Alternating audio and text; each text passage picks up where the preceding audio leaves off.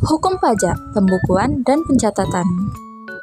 Pembukuan merupakan proses pencatatan yang dilakukan secara teratur untuk mengumpulkan data dan informasi keuangan yang meliputi harta, kewajiban, modal, penghasilan, dan biaya, serta jumlah harga perolehan dan penyerahan barang atau jasa yang ditutup dengan menyusun laporan keuangan berupa neraca dan laba rugi untuk periode tahun pajak tersebut. Pencatatan merupakan pengumpulan data secara teratur tentang peredaran bruto atau penghasilan bruto sebagai dasar untuk menghitung jumlah pajak yang terutang, termasuk penghasilan yang bukan objek pajak atau yang dikenakan pajak yang bersifat final. Berikut kategori wajib pajak yang wajib melakukan pembukuan. Yang pertama, wajib pajak badan. Semua badan usaha, baik itu berbentuk PT, CV, firma, koperasi, yayasan, dan bentuk badan hukum lainnya, diwajibkan menyelenggarakan pembukuan. Pembukuan yang lengkap membantu dalam pengelolaan keuangan internal, analisis kerja, dan pengambilan keputusan yang strategis. Yang kedua, wajib pajak orang pribadi. Orang pribadi yang melakukan kegiatan usaha atau pekerjaan bebas yang peredaran brutonya dalam 1 tahun lebih dari 4.800.000.000 rupiah wajib melakukan pembukuan. Selanjutnya, kategori wajib pajak yang wajib melakukan pencatatan.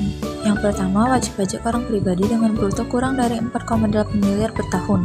Kategori ini dapat menghitung penghasilan neto dengan menggunakan norma penghitungan penghasilan neto dengan syarat memberitahukan ke Direktur Jenderal Pajak dalam jangka waktu 3 bulan pertama dari tahun pajak yang bersangkutan.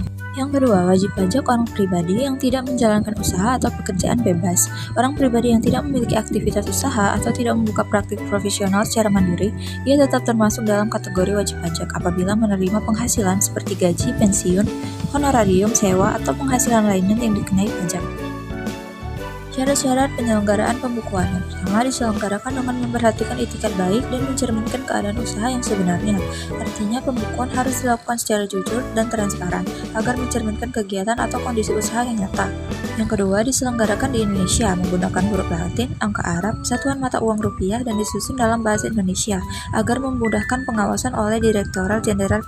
Yang ketiga, diselenggarakan dengan prinsip taat asas dan menggunakan stelsel kas atau stelsel accrual. Artinya, pembukuan harus disusun secara konsisten dari tahun ke tahun dan menggunakan salah satu dari metode tersebut. Yang keempat, pembukuan dengan bahasa asing dan mata uang selain rupiah hanya boleh dilakukan setelah mendapat izin Menteri Keuangan. Umumnya hanya diberikan kepada wajib pajak yang berorientasi ekspor-impor. Kelima, perubahan metode pembukuan atau tahun buku harus mendapat persetujuan dari Direktur Jenderal Pajak agar tidak disalahgunakan untuk manipulasi laporan pajak.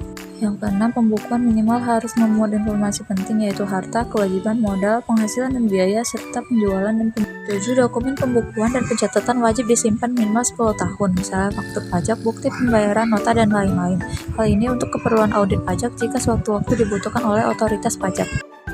Selanjutnya, prinsip taat asas. Yang pertama, stelsel pengakuan penghasilan dan biaya, yaitu menggunakan stelsel kas atau stelsel accrual secara konsisten. Yang kedua, tahun buku dimulai dari 1 Januari hingga 31 Desember. Yang ketiga, menggunakan metode penilaian persediaan, contohnya metode FIFO dan average. Yang keempat, metode penyusutan dan amortisasi, misalnya metode garis lurus dan saldo menurun. Stelsel accrual dan stelsel kas. Stelsel accrual adalah penghasilan diakui saat diperoleh dan biaya saat menjadi hutang tanpa menunggu transaksi tunai. Sedangkan stelsel kas adalah penghasilan dan biaya hanya diakui saat benar-benar diterima atau dibayar tunai. Stelsel kas juga harus memperhatikan hal penting yaitu penjualan dihitung seluruhnya, pembelian dan persediaan harus dihitung penuh. Aset tetap dan hak harus disusutkan serta harus digunakan secara konsisten.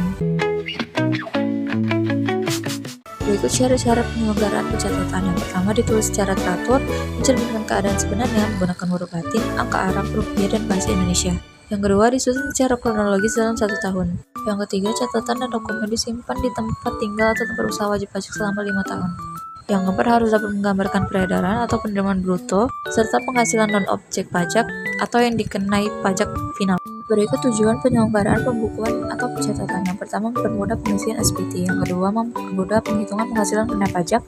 Yang ketiga, mempermudah penghitungan PPN dan PPNBM. Yang keempat, mengetahui posisi keuangan dan hasil usaha. Selanjutnya, tempat penyimpanan buku atau catatan atau dokumen. Yang pertama, wajib pajak orang pribadi di tempat kegiatan atau tempat tinggal. Yang kedua, wajib pajak badan di tempat kedudukan.